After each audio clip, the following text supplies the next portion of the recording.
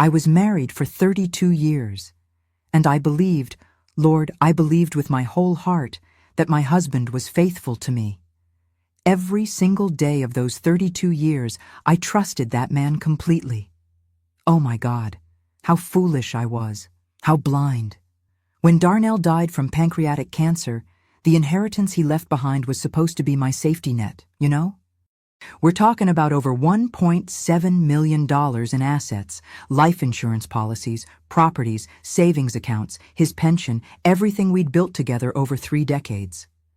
That money was supposed to take care of me in my old age, after all those years I spent taking care of him, raising his children, holding down our home. But when I opened that envelope at the lawyer's office in Detroit, that's when I discovered it. That's when my whole world came crashing down. I discovered that he had left every single cent, every last dollar of that $1.7 million to a woman whose existence I didn't even know about. He left the entire inheritance to a mistress. A mistress, can you believe that? A mistress. Not to me, his wife of 3 decades, not to our children, to her. Some woman I'd never heard of, never met, didn't know was breathing the same air as us. And y'all, this is just the beginning of what I found out. Let me take you back to that day, 'cause you need to understand how this all unfolded. I was sitting in that lawyer's office in Detroit, right there on Woodward Avenue, hands folded in my lap, thinking this was just going to be a formality. You know? Darnell had passed 6 months before. Pancreatic cancer took him fast, and I was still in that fog of grief where you just go through the motions. The lawyer, Mr. Patterson, older white man with kind eyes, he'd called me in to go over the final distribution of Darnell's estate. I thought I knew what was coming. We'd been married 32 years. 32 years, y'all. I raised his children. I held his hand through every storm. I was there when his mama died. I cooked Sunday dinners for his entire family every week without fail. So when Mr. Patterson slid that envelope across his big mahogany desk, I picked it up with steady hands. I even smiled at him like, "Thank you for handling all this." He didn't smile back. That should have been my first clue. But grief makes you slow, child. It really does. I opened that envelope right there in his office, and I started reading the document inside. The first page was standard. Property locations, account numbers, all that legal language that makes your eyes glaze over. But then I got to the distribution section, and my heart it dropped straight through the floor. The house we'd lived in for 28 years? Not mine. The savings account with $83,000 we'd been building since the 80s? Not mine. The life insurance policy worth $250,000? Not mine. His pension distribution? Not mine. Everything, and I mean every single solitary thing, was going to someone named Vanessa Clark. I read that name 3 times. Vanessa Clark. Vanessa Clark. Vanessa Clark. I didn't know no Vanessa Clark. I looked up at Mr. Patterson, and my voice came out all shaky. I said, "There must be some kind of mistake here. Who is Vanessa Clark?" He cleared his throat, and Lord have mercy, the look on his face told me everything before his mouth did. He said, "Mrs. Johnson, I was hoping your husband had discussed this with you before his passing. Vanessa Clark is, well, according to the will, she's listed as his domestic partner." Domestic partner. Those 2 words hit me like a Louisville slugger to the chest. My body locked up. I couldn't breathe. I couldn't think. The room started spinning, and I had to grip the armrests of that leather chair just to stay upright. I said, "His what? His domestic partner? I'm his wife. I'm his wife. We've been married since 1992. Mr. Patterson, he looked so uncomfortable, but he kept going. He said, "Mrs. Johnson, I understand this is difficult. The will was updated 14 months ago. Your husband came in personally to make these changes. He was very clear about his wishes. 14 months ago. Y'all, that hit different. That meant Darnell didn't do this on his deathbed in some morphine haze. He did this while he was still walking around, still coming home to me every night, still letting me rub his feet while we watched the news, still saying, 'I love you, baby,' before we went to sleep. He looked me in my face for 14 months, knowing he'd cut me out of everything. I sat there in that office and I didn't cry, couldn't cry. It was like my body went into shock. I just kept staring at that paper, at that name, Vanessa Clark, and I couldn't make it make sense. I said, "Mr. Patterson, I need you to tell me everything. Who is this woman? Where does she live? How long? How long was this going on?" He hesitated, and I could tell he was deciding how much to say. Finally, he said, "All I know is what's in the file, ma'am. She lives in Southfield. She was listed as the primary beneficiary on all accounts as of March of last year." Southfield. That's maybe 20 minutes from our house in Detroit. 20 minutes. This woman had been right there the whole time, close enough to touch, and I didn't know she existed. I left that office in a daze. I walked out onto Woodward Avenue, and the May sunshine felt wrong, you know? Too bright, too cheerful. People were walking past me smiling, talking on they phones, living they lives, and I wanted to scream at 'em. Do y'all know what just happened to me? Do y'all understand that my whole life just got ripped apart? But I didn't scream. I got in my car. Well, I thought it was my car, but who knows? Maybe Darnell left that to Vanessa too, and I drove. I don't even remember the drive home. I just remember pulling into the driveway of the house on Fairfield Street, the house with the blue shutters that I'd picked out, the garden I'd planted, the porch where I'd sat with Darnell on summer evenings for damn near 3 decades. And now it wasn't mine. I walked inside, and everything looked the same. The photos on the wall, our wedding picture, the kids' graduation photos, family reunions, Christmas mornings. Darnell's reading glasses were still on the side table where he'd left them. His favorite coffee mug was still in the cabinet. But none of it was real anymore. It was all a lie. Every single memory in that house felt contaminated. I sat down on the couch, and that's when I finally started crying. Not pretty crying, child. I'm talking about that ugly, soul-deep sobbing where you can't catch your breath and your whole body shakes. I cried for hours. I cried until I didn't have no more tears left, and then I just sat there in the silence, staring at the wall. But here's the thing about grief and rage. They can coexist, and when they do, they create something powerful. Somewhere in that silence, something shifted inside me. I stopped crying, and I started thinking. I needed to know who Vanessa Clark was. I needed to understand what Darnell had been doing behind my back. And I needed to figure out if there was any way to fight this. That night, I barely slept.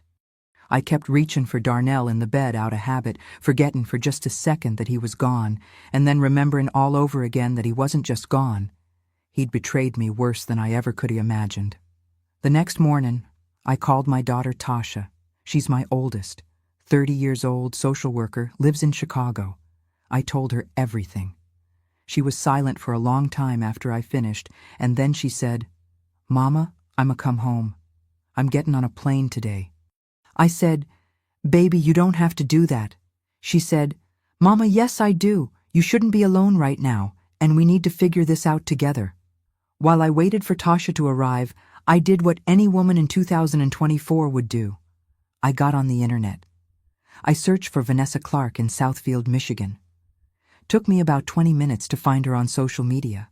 Facebook, Instagram, LinkedIn. She was on all of them. And Lord have mercy. When I saw her picture, my blood ran cold. She was young. I'm talking young. Couldn't have been more than 35, maybe 40 at the most. Pretty brown-skinned woman with long braids and a bright smile. Her Facebook said she worked as a medical assistant at a clinic in Southfield. Her Instagram was full of pictures of her at brunch, at concerts, on vacation, living her best life. And then I saw it. Buried in her photos from 8 months ago, right around the time Darnell was starting to get really sick, there was a picture of her at a restaurant. Just her face in the photo, smiling at the camera, but the caption said, "Dinner with my love." I zoomed in on that picture, studied every pixel, looking for any reflection, any clue about who she was sitting with. Couldn't see nothing. But in my gut, I knew. I kept scrolling, going back further and further in her timeline. And that's when I found the photos that made me physically ill. 3 years ago, Vanessa had posted pictures from a weekend trip to Niagara Falls. In one of the photos, you could see a man's hand on her shoulder. Just a hand, dark-skinned, with a gold watch. The same watch I'd given Darnell for our 25th anniversary. 3 years. This hadn't been some end-of-life crisis thing.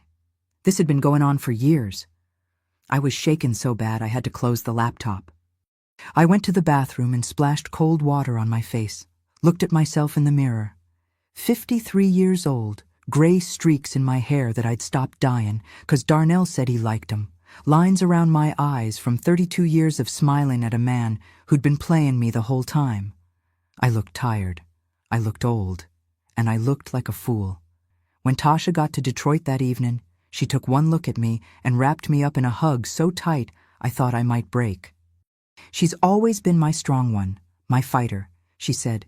"Okay, Mama, show me everything." We sat at the kitchen table, and I showed her the will, the social media profiles, everything I'd found. Tasha read through it all with this look on her face that got harder and harder. Finally, she said, "We need to hire a lawyer, a good one. There's gotta be a way to contest this." Over the next few days, Tasha helped me find an attorney who specialized in estate disputes. Her name was Monica Richards, a sharp black woman in her 40s with an office in downtown Detroit.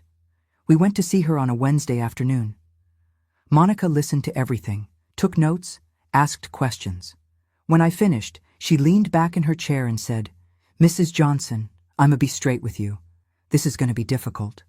If your husband was of sound mind when he made these changes, and from what you've told me, he was, then legally, he had every right to distribute his assets however he wanted. The fact that you were married doesn't automatically entitle you to his estate, especially if he explicitly left everything to someone else." I felt my stomach drop. I said, "So you're telling me there's nothing I can do? After 32 years of marriage, I just walk away with nothing?" Monica held up her hand. She said, "I didn't say that. There are some options. In Michigan, we have what's called a spousal elective share. Even if a spouse is disinherited, you can claim a portion of the estate, usually about 1/3. But here's the complication. Your husband's assets have to go through probate first, and if this Vanessa Clark contests your claim, it could get messy and expensive." Tasha said, "How expensive?" Monica said, "Legal fees could run you $20,000 to $30,000, maybe more if it goes to litigation. And there's no guarantee you'd win. $20,000 to $30,000. Money I didn't have, 'cause Darnell had cleaned out our joint account 6 months before he died. I'd noticed it at the time. He'd said he was moving the money to a better investment account, but I'd trusted him. I felt so stupid. Monica must have seen the despair on my face, 'cause she said, "Look, let me do some digging. I want to review all of your husband's financial records, see if there's anything unusual. Sometimes in these situations, there's more to the story. Give me a week." A week felt like a lifetime, but what choice did I have? Tasha stayed with me in Detroit. She'd taken emergency leave from her job, told him it was a family crisis. We spent those days going through Darnell's things, looking for, I don't even know what. Proof of the affair? More lies? Some explanation that would make this make sense? We found his phone records. Darnell had kept meticulous files. He was an accountant, so everything was organized and labeled. I found the AT&T bills going back 5 years. I started highlighting every number that appeared frequently. There was one number that showed up hundreds of times. Hundreds. Calls and texts at all times of day and night. I cross-referenced it with Vanessa's number from her Facebook profile. It was her. They'd been talking every single day for at least 5 years, maybe longer. I sat there at Darnell's desk, staring at those highlighted phone bills, and I tried to remember what I'd been doing 5 years ago. That would have been 2019. What was happening in my life? I was working at the hospital. I was a nurse for 30 years before I retired, and Darnell was still at the accounting firm. We'd just finished paying off the house. We'd been talking about taking a big trip to celebrate, maybe Africa or the Caribbean, and the whole time, he was building a whole other life with her. Tasha found bank statements in a box in the basement. Not from our joint account, from accounts I didn't even know existed. Checking accounts, savings accounts, investment accounts, all in Darnell's name only. And the statements showed regular transfers to Vanessa Clark. $2,000 here, $1,500 there, sometimes $5,000 at a time. We added it up. Over the course of 4 years, Darnell had given Vanessa Clark over $170,000. $170,000. That was money from his bonuses, from his salary, from investments we'd made together. Money I thought was going toward our retirement. Money I thought was secure in our future. He'd given it to her. I couldn't understand it. I kept asking Tasha, why? Why would he do this? What did I do wrong? Was I not a good wife? Tasha grabbed my hands and looked me dead in my eyes. She said, "Mama, stop. Stop right now. This is not about you. This is about him and his choices. You were a damn good wife. You were faithful. You were loving. You held it down for 3 decades. This is on him. Do you hear me?" I heard her, but I didn't believe her. Not yet. When Monica called us back into her office the following week, she had this look on her face that I couldn't read. She said, "Sit down. I found some things." She spread out papers on her desk, bank statements, property records, court documents. She said, "Your husband had a life insurance policy through his job worth $250,000, like you knew. But what you didn't know is that he had a second policy. A private policy he took out 7 years ago worth $500,000. Vanessa Clark is the beneficiary on that one too. $500,000. I felt like I was going to be sick. Monica kept going. She said, "There's more. The house in Southfield where Vanessa lives, your husband bought that house 4 years ago. It's in his name, valued at around $320,000. No mortgage. He paid cash. $320,000. Cash." I couldn't speak. Couldn't move. The numbers were so big I couldn't process them. Monica said, "He also had a vehicle registered in his name, a 2023 Mercedes-Benz GLE. Purchase price, $68,000. That vehicle is currently in Vanessa Clark's possession." I finally found my voice. I said, "Where did all this money come from? We were comfortable, but we weren't rich. How did he afford all this?" Monica looked at me for a long moment, and then she said something that made my blood run cold. She said, "Mrs. Johnson, I think your husband may have been embezzling from his firm." The room started spinning again. I said, "What?" She said, "I can't prove it yet, but the numbers don't add up. His salary was $95,000 a year, right? Even with bonuses, there's no way he could have legitimately accumulated the kind of wealth he was transferring to Vanessa Clark while still maintaining your household. I think he was taking money from client accounts and cooking the books to hide it. Embezzlement. My husband, Darnell Johnson, respected accountant, deacon at Greater Faith Baptist Church, the man who wouldn't even cheat on his taxes, was a thief." Tasha said, "If that's true, can't we use that? Can't we report it and get the money back?" Monica shook her head slowly. She said, "If we report it, the firm will launch an investigation. If they find evidence of embezzlement, they'll try to recover the funds, which means seize in all of his assets, including whatever you might have been able to claim through the spousal elective share. You could end up with nothing anyway, and you'd be dealing with criminal investigations, potential lawsuits. It would be a nightmare. Plus, his reputation would be destroyed, and that shame would fall on you and your family too." I thought about my kids, Tasha, my son Darnell Jr., my baby girl Kendra. I thought about Darnell's mama, Sister Johnson, who was 90 years old and still thought her son hung the moon. I thought about our church family, the people who'd known us for decades. Could I really expose all this? Could I really blow up everything? Monica said, "I need you to think carefully about what you want to do here. We can pursue the spousal elective share and try to get you 1/3 of the estate, which honestly, given all the assets I've found, could be substantial. But if Vanessa fights it, this could get ugly. And if the embezzlement comes to light during the legal process, it could backfire on everyone." I left that office more confused and hurt than ever. Tasha drove me home, and we sat in the car in the driveway for a long time, not talking, just processing. Finally, I said, I need to talk to her. I need to talk to Vanessa. Tasha looked at me like I'd lost my mind. She said, Mama, no, that's not a good idea. I said, I don't care if it's a good idea. I need answers. I need to look this woman in the face and ask her why she thought it was okay to take another woman's husband, why she thought she deserved everything he had. I need to say my piece. Tasha tried to talk me out of it, but I was determined. That night, I sat down and wrote Vanessa Clark a message on Facebook. I kept it simple. My name is Patricia Johnson. I was Darnell Johnson's wife for 32 years.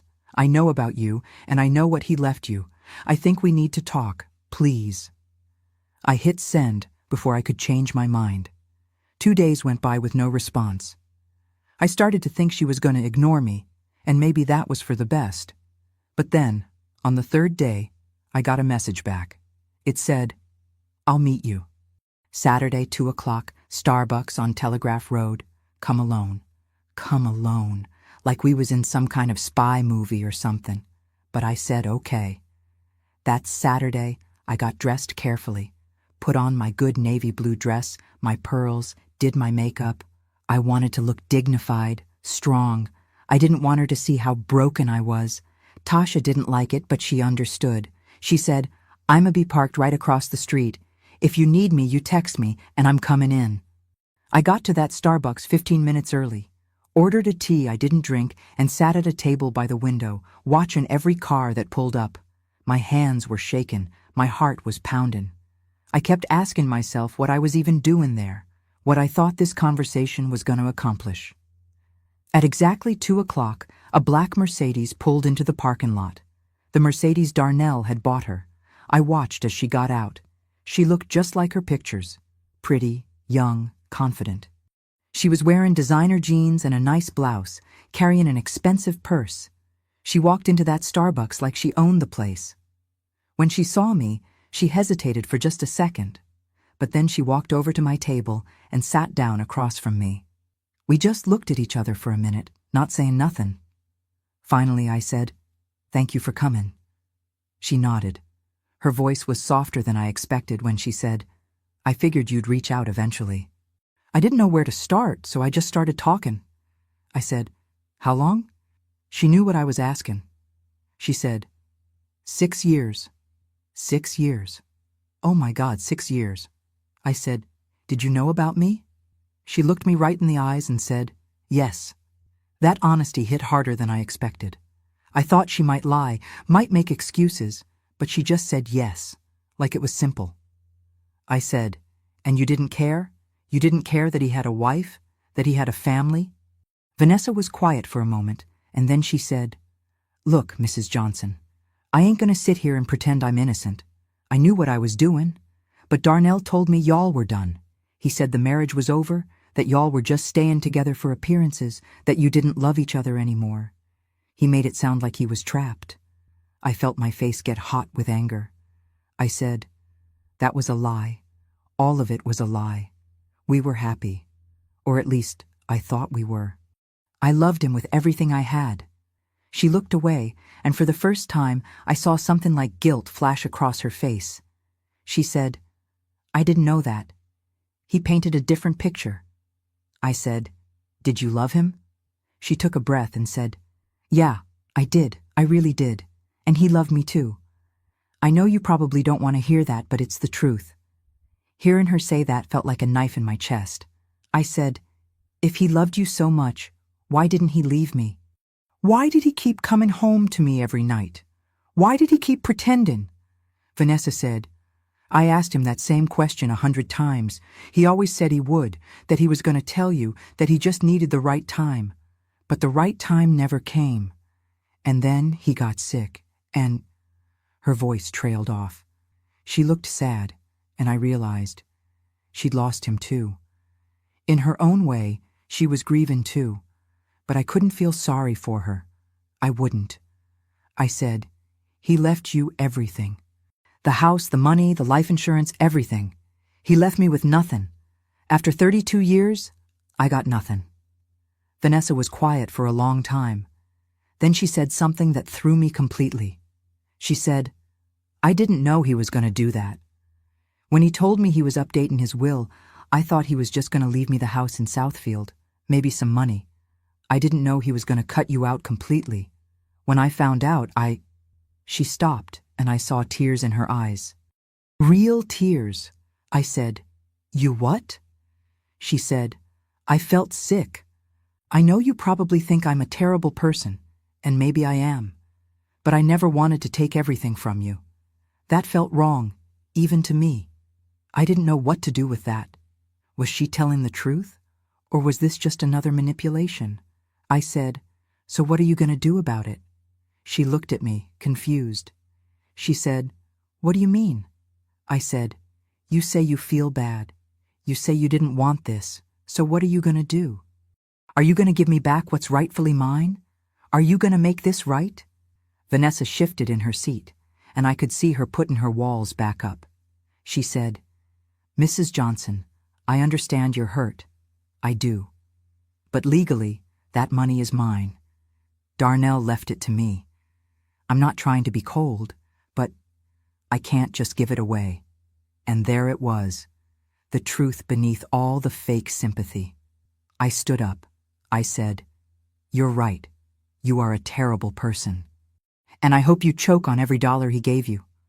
I walked out of that Starbucks and got in my car. Tasha came running over from where she'd been parked, but I waved her off. I just needed to be alone for a minute. I sat there in my car in that parking lot, and I cried. Again. Seemed like all I did anymore was cry. But after the tears stopped, something else took over. Determination. I wasn't going to let Vanessa Clark win. I wasn't going to let Darnell's betrayal destroy me. I was going to fight. Over the next few weeks, Monica Richards worked on my case. We filed for the spousal elective share, claiming 1/3 of Darnell's estate. As Monica predicted, Vanessa contested it. She hired her own lawyer, an expensive one, paid for with Darnell's money, which felt like another slap in the face. The legal battle was brutal. Depositions, interrogatories, document requests, it felt endless and expensive.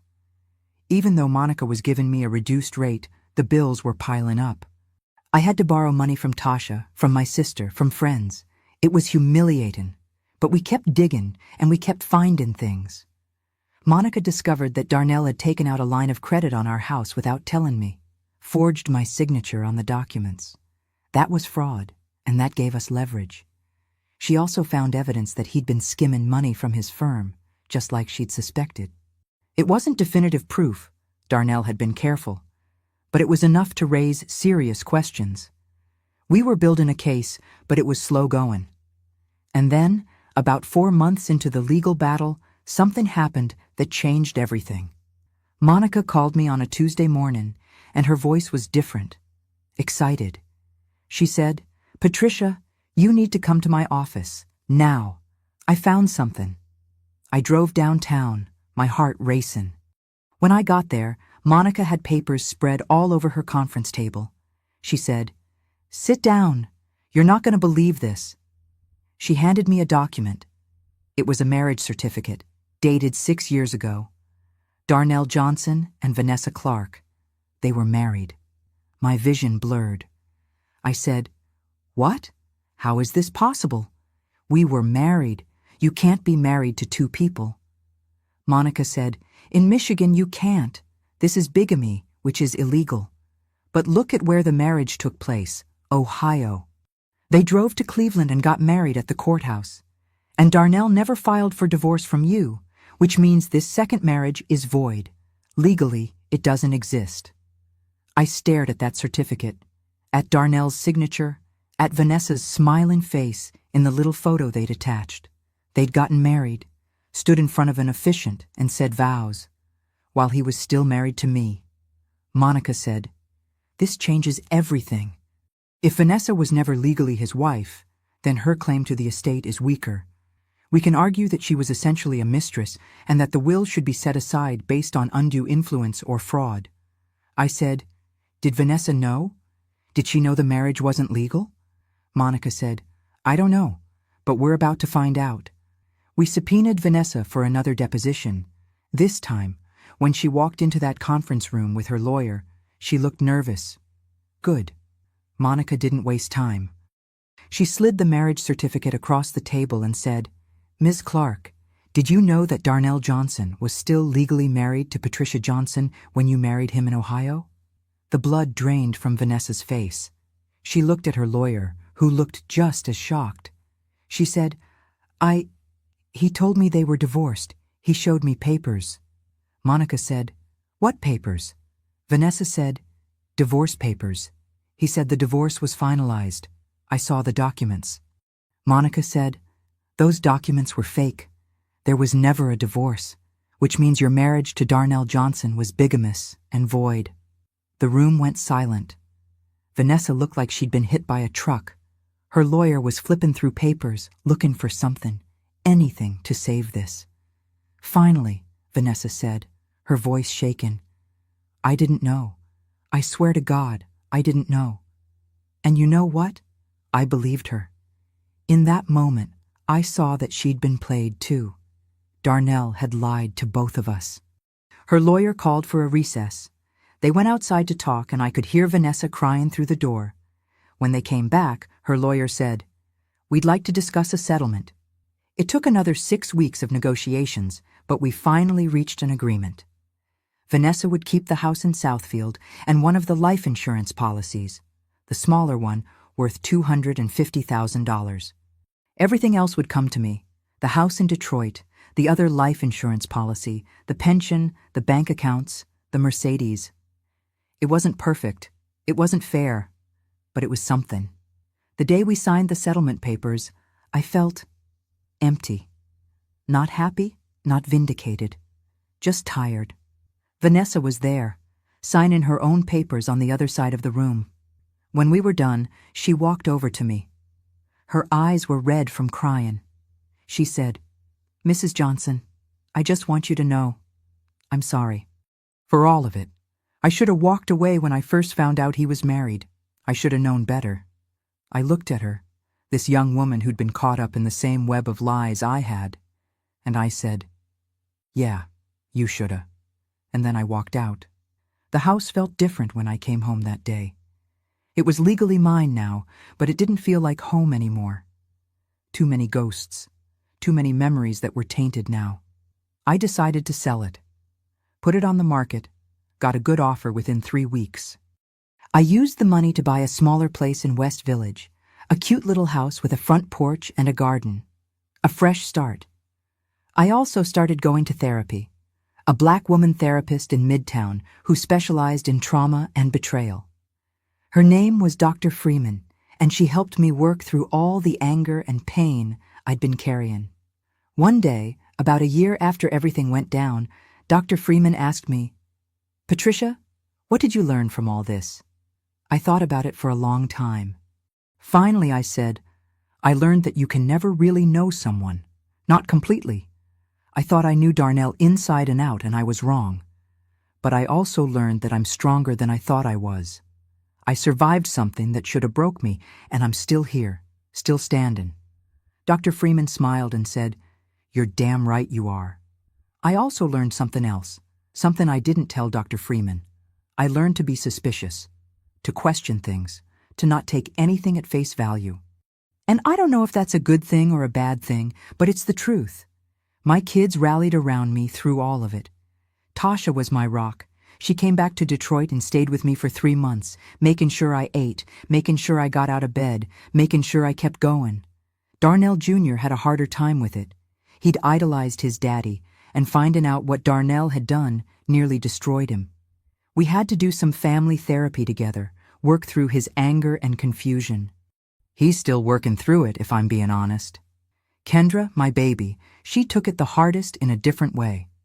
She said, "Mama, if Daddy could do this to you, how do I know any man won't do it to me?" And I didn't have a good answer for that.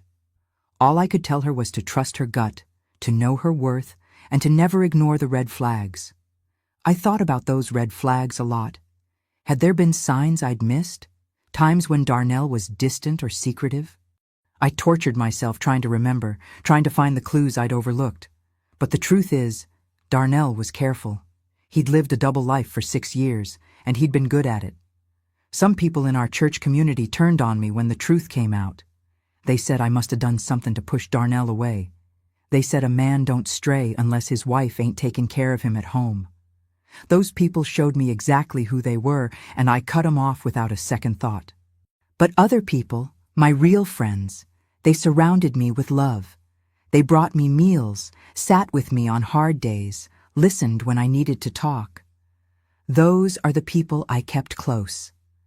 Sister Johnson, Darnell's mama, called me about 2 months after the settlement. She was crying so hard I could barely understand her. She said, "Patricia, I'm so sorry. I'm so ashamed. I raised him better than that. I don't know what happened to my boy." I told her it wasn't her fault. I told her Darnell made his own choices. And I told her I didn't blame her. She cried even harder. And then she said, "You were always a good daughter to me. Always. And you still are." That conversation healed something in me I didn't even know was broken. As for Vanessa, I heard through the grapevine that she moved away from Detroit, sold the house Darnell bought her, and left Michigan altogether. I don't know where she went, and I don't care. I hope she found peace, I guess. Or maybe I hope she didn't. I'm still working on forgiving her, and some days are better than others. I found out one more thing right at the end of the legal battle that I haven't told hardly anyone. Monica discovered it in the final review of Darnell's financial records. 3 weeks before he died, Darnell tried to change his will again. He'd called the lawyer, Mr. Patterson, and told him he wanted to come in. He said he needed to fix some things, but he died before that appointment. I don't know what he was planning to do. Was he going to give me back what he'd taken? Was he feeling guilty? Or was he just going to give Vanessa even more? I'll never know. And that's the hardest part of all of this. The not knowing. The questions that'll never have answers. Sometimes late at night, I sit on the porch of my new house, sipping tea, and I talk to Darnell. I know he's gone. I know he can't hear me, but I do it anyway. I ask him why. I tell him how much he hurt me. I tell him I wish he'd been honest, that he'd had the courage to end things with me properly instead of living a lie. And sometimes I tell him I miss him. 'Cause the thing about betrayal is, it don't erase the good times. It don't delete 32 years of memories. I still remember the man I fell in love with, the man who held my hand in the hospital when Tasha was born, the man who danced with me in the kitchen when our favorite song came on. That man was real, even if he turned into someone I didn't recognize. People always want to make these situations black and white. They want to say, he was a villain, you're a victim, case closed. But life ain't that simple. Darnell was my husband, my partner, my friend. And he was also a liar, a cheater, and a fraud. Both things can be true at the same time. I'm 54 years old now. I got a new house, a little money in the bank, and my health, thank God. I'm rebuilding my life piece by piece. I joined a book club, started volunteering at a women's shelter, been traveling a little bit. I went to New Orleans last month, ate all the good food, listened to jazz on Frenchman Street. It was nice to feel alive again. My grandbabies keep me going too. Tasha has 2 little ones, and Darnell Jr. just had his first baby last year.